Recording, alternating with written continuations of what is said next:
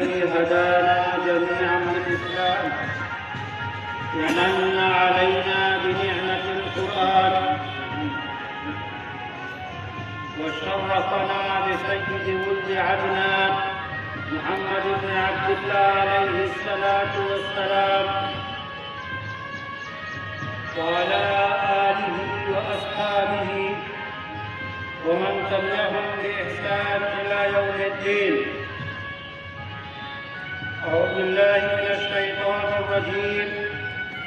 بسم الله الرحمن الرحيم. فصل لربك وانحر إن شانئك هو الأبتر. ويقول سبحانه وتعالى: لن ينال الله لحومها ولا دماؤها ولكن يناله التقوى منكم. ويقول سبحانه وتعالى: قل إن صلاتي ونسكي ومحياي ومماتي لله رب العالمين.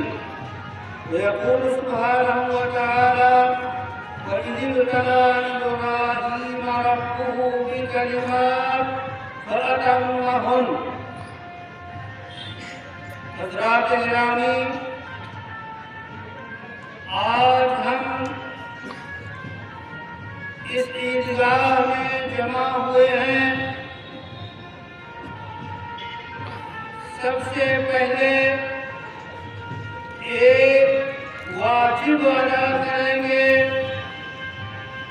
یعنی عید الاضحیٰ کی 2 رکعت نماز پڑھیں گے.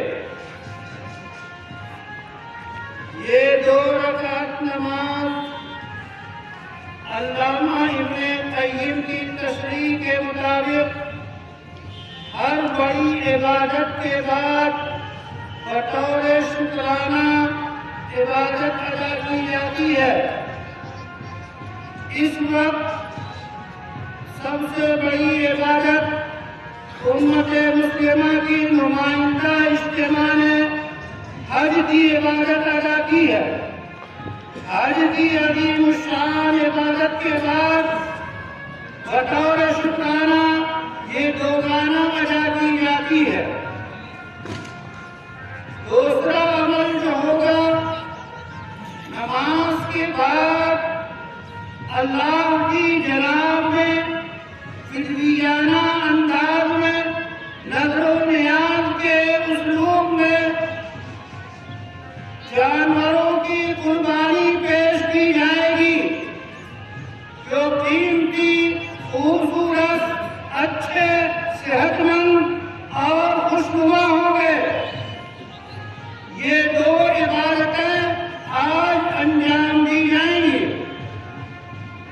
اس بیچ میں تمام ان لوگوں سے گزارش کروں گا جو لوگ بیچ میں بیٹھے ہوئے ہیں وہ سب اگلی سفر پوری کریں تاکہ آگے بعد میں آنے والوں کے لیے آسانی ہو. سب بندی کا، ڈسپلن کا لحاظ رکھیں. تو یہ عبادت جو آپ انجام دینے آئے ہیں، آپ کو معلوم ہے کہ یہ عبادت سیدنا ابراہیم علیہ السلام، سیدنا اسماعیل علیہ السلام کی اولی یادگار میں ہے، یعنی قربانی. قربانی کی تاریخ دیکھیں تو قربانی کا آغاز انتہائی قدیم ہے. انسان جتنا قدیم ہے اتنی ہی قربانی پیش کرنا قدیم ہے. سیدنا آدم علیہ السلام کے 2 بیٹے حابل اور قابل نے اللہ کی راہ میں قربانی دی. ایک کی قربانی قبول کی گئی اور ایک کی قربانی رد کر دی گئی. قابل کی قربانی رد کر دی گئی اور حابل کی قربانی قبول کی گئی. تو یہ قربانی پیش کرنا انسانی جذبات کا عکاس ہے، ایک فطری نظام ہے. وہ چاہتا ہے کہ اپنی بیش بہا قیمت اللہ کے حضور پیش کرے. اس کی رعایت میں یہ قربانیاں پیش کی جاتی ہیں. یہ نظر، یہ اللہ کی جناب میں پیش کرنا انسان اپنی حقیقت، اپنے ڈروں کا مظاہرہ کرتا ہے اور اس کے بے شمار فوائد ہیں۔ سیدنا ابراہیم علیہ السلام نے جس انداز میں قربانی پیش کی ہے وہ نرالا انداز ہے۔ قرآنی آیت ہے وَإِذِ ابْتَلَىٰ إِبْرَاهِيمَ رَبُّهُ، اور یاد کیجئے اس منظر کو جب اللہ تعالیٰ نے ابراہیم کو چند باتوں کے ذریعہ، چند احکام کے ذریعہ، چند حکم کے ذریعہ، چند چیزیں بتا کر ان سے مطالبے کے ذریعہ حضرت ابراہیم کو آزمایا۔ حضرت ابراہیم کی آزمائش مفسرین لکھتے ہیں اپنی محترمہ ہاجر علیہ السلام کو بے آب و گیا وادی میں مکہ میں لا کے ان کو اور صاحبزادہ محترم اسماعیل علیہ السلام کو چھوڑ دیا۔ بار بار وہ کہتی ہیں آپ ہمیں بے آب و گیا میں نہ آدم زاد، نہ پانی کا تصور، آپ کہاں چھوڑے جا رہے ہیں؟ بار بار جب کہنے کے بعد جواب نہیں ملتا ہے تو حضرت ہاجر کہتی ہیں کیا یہ اللہ کا حکم ہے؟ حضرت ابراہیم نے کہا جی ہاں اللہ کا حکم ہے۔ پھر فرماتی ہیں نہیں علی اللہ، پھر تو اللہ ہمیں برباد اور ضائع نہیں کرے گا۔ اے بزرگوں، اے نوجوانوں، آپ کو اس میں سبق ہے کہ جب آپ اللہ کے لیے کوئی کام کریں گے، اللہ کی رضا کے لیے کوئی کام کریں گے تو آپ کے قدم آگے بڑھیں گے، پیچھے نہیں ہٹیں گے، آپ کی کوششیں ضائع نہیں ہوں گی، آپ کو برباد نہیں کیا جائے گا بلکہ قبولیت کا دروازہ کھلا ہوگا۔ اس بات سے حضرت ابراہیم کی ان واقعات میں بڑے اسباب ہیں۔ اسی طرح حضرت ابراہیم، حضرت حاجر اور حضرت اسماعیل جب پیاس سے شدید پیاس کا شکار ہوئے، اس پہاڑی میں کہیں پانی نہیں، اور پھر حضرت اسماعیل نے جب اپنے انداز میں، بچپنے کے انداز میں پانی کی طلب کی، حاجر ان کی والدہ بار بار صفا و مروہ پہ آ رہی ہیں، جا رہی ہیں بیٹے کی جان بچانے کے لیے۔ منظر تو دیکھیے، ایک خاتون ایسی جنگل میں پہاڑی پہ چڑھتی ہے، پھر اترتی ہے، پھر ادھر چڑھتی ہے کہ کہیں پانی مل جائے۔ وہاں پہ اللہ کی طرف سے پانی کا انتظام کیا گیا اور زمزم مائے زمزم ایسا جاری ہوا جو آج بھی جاری ہے اور باقی دنیا تک جاری رہے گا، اور دنیا کے تمام پانیوں میں سب سے زیادہ باغذا، پرغذا، مفید، انتہائی اچھا، صاف، شفاف، وٹامن سے بھرپور زمزم کا پانی ہے۔ ویسا پانی دنیا میں نہیں، کسی دریا کا، کسی سمندر کا، کسی کنویں کا پانی ویسا نہیں ہے جیسا کہ پانی زمزم کا پانی ہے۔ یہ صرف حقیقت میں نہیں عرض کر رہا ہوں، سائنسی تحقیقات جو ماہرین ہیں ان کی جو ریسرچ آئی ہے وہ قابل دید ہے۔ اس میں کینسر کا علاج موجود، اس میں انتہائی مضر بیماریوں کا علاج موجود، اس میں جو ہے غذائیت بھی ہے اور پیاس کو بجھانا بھی ہے۔ تو ایسا پانی پوری دنیا میں کہیں نہیں ہے، یہ باقاعدہ سائنسی تحقیقات اس کو ثابت کرتی ہیں۔ اس لیے حضرت ابراہیم کو جب آزمایا گیا، جب ان کا امتحان لیا گیا تو امتحان سے پورے اترے، اور اس کے بعد آخری بات جو ان سے کہی گئی، باپ ایک طرف، بیٹا ایک طرف، 15 سال کے آس پاس کی عمر ہے، چڑھتی جوانی ہے۔ حضرت ابراہیم اپنی خاص عمر کو پہنچے، حضرت ابراہیم خواب دیکھتے ہیں کہ میں اپنے بیٹے کو قربان کر رہا ہوں۔ نبی کا خواب بڑا ہوتا ہے۔ اب کیسے کہیں اپنے بیٹے سے؟ بیٹے کو بلایا، بیٹے سے مشورہ کیا، اسے اطلاع دی، انی ارا فی المنام، میں خواب دیکھا ہوں کہ میں تمہیں ذبح کروں۔ حضرت اسماعیل اس چڑھتی جوانی میں ان کا جواب کیا ہوتا ہے؟ فَافْعَلْ مَا تُؤْمَرُ، جس کا حکم ہے وہ کر گزریے، سَتَجِدُنِی إِن شَاءَ اللَّهُ مِنَ الصَّابِرِينَ، میں برداشت کروں گا۔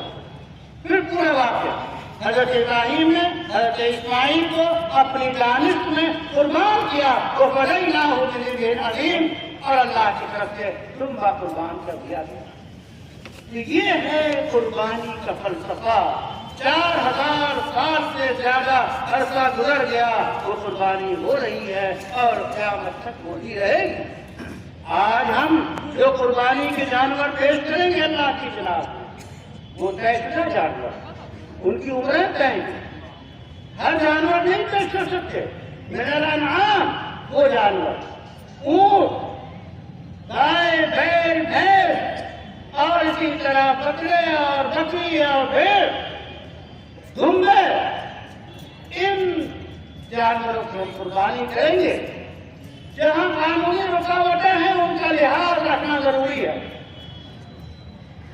یہ قربانی ہم ایسا جانور جو بے عیب ہو، جو نفیس ہو، جو عمدہ ہو، جو پاکیزہ ہو، جو دیکھنے میں بھلا لگتا ہو، جو لنگڑا نہ ہو، لولا نہ ہو، قربان گاہ تک اپنے سے پہنچ نہ پاتا ہو، ایسا خارج زدہ نہ ہو کہ گوشت اس کا اثر آ گیا ہو، اس کے دودھ نہ خشک ہو گئے ہوں، تھن اس کے خراب نہ ہو گئے ہوں، اندر نہ ہو۔ اسی طرح آپ کے ایسا نہ ہو کہ وہ کھانا نہ کھا سکتا ہو۔ یہ جتنے عیب ہیں ان عیوب سے اس جانور کو پاک ہونا چاہیے۔ پھر اس کو جو قربانی واجب کن لوگوں پر ہے؟ قربانی واجب جو ہے ہر اس شخص پر ہے، ہر اس شخص پہ اور ہر اس مرد پہ، ہر اس عورت پہ قربانی واجب ہے جس کے پاس 52.5 تولہ چاندی، اس کے برابر نقد پیسے ہوں، اس پہ قربانی واجب ہے۔ سال گزرنا ضروری نہیں ہے، یا گھر میں تجارت کا سامان اس کے برابر ہو، یا گھر میں ایسی قربانی واجب ہے جس کے پاس 52.5 تولہ چاندی، اس کے برابر نقد پیسے ہوں، اس پہ قربانی واجب ہے۔ سال گزرنا ضروری نہیں ہے، یا گھر میں تجارت کا سامان اس کے برابر ہو، یا گھر میں ایسی قیمتی چیزیں ہوں جس کا سال بھر استعمال نہ ہوتا ہو، تو ایسی صورت میں قربانی واجب ہے۔ قربانی کے بارے میں ابن ماجہ کی روایت ہے، من یجد سعة ولم یضحِ فلا یقربن مصلانا، کہ جو قربانی کی استطاعت رکھتا ہو اور قربانی نہ کرے ہماری عزا میں نہ آئے۔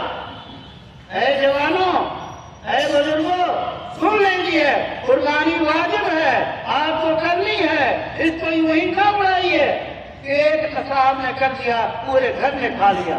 یہ بھی یاد رکھیے، جو صاحب نصاب ہے، گھر کا باپ صاحب نصاب ہے، اس پہ قربانی واجب، بیٹے ہیں ان پہ قربانی واجب، بہویں ہیں صاحب نصاب ہیں ان پہ قربانی واجب، بیٹیاں ہیں صاحب نصاب ہیں ان پہ قربانی واجب۔ تو گھر کے ہر اس فرد پہ قربانی واجب ہے جو صاحب نصاب ہو، وہ قربانی کرے۔ یہ احناف کا، علماء احناف کا یہ مسلک ہے۔ حنفی مسلک یہی ہے کہ گھر کا جو فرد بھی مالک نصاب ہو اس پہ قربانی واجب ہے۔ اس بات سے ہمیں اس کا اہتمام کرنا چاہیے۔ قربانی ہم کس لیے سے کریں؟ قربانی ہم اللہ کے لیے کریں۔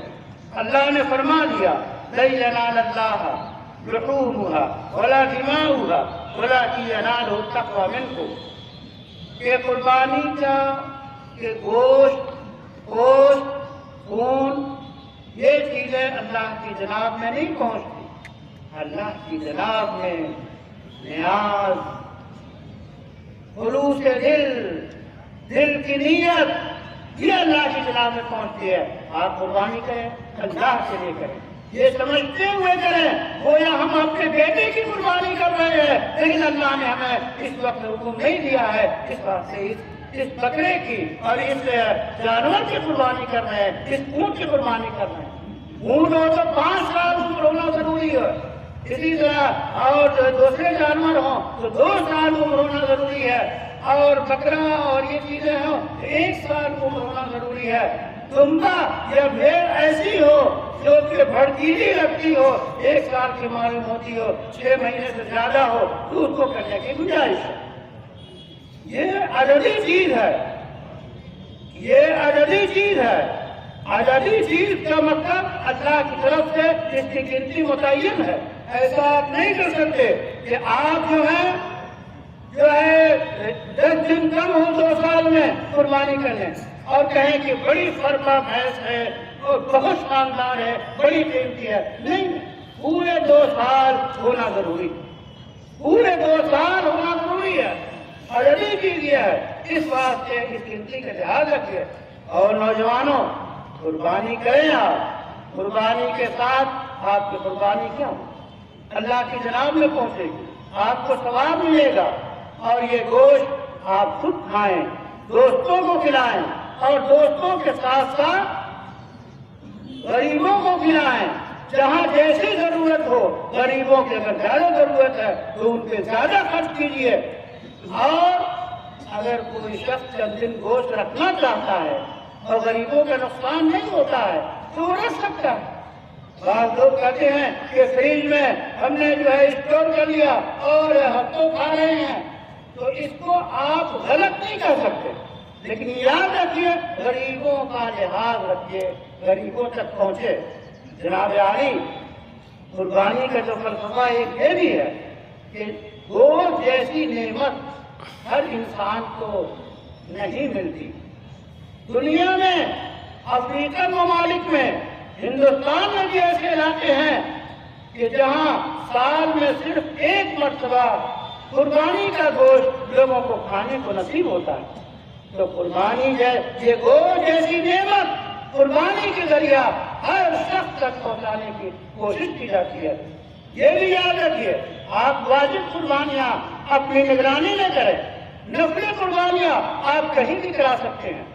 آپ یہ بھی یاد رکھیں، قربانی کے انفرادی انتظامات ہیں، سب سے بہتر ہے آپ اپنے ہاتھ سے ذبح کریں اور سیکھیں۔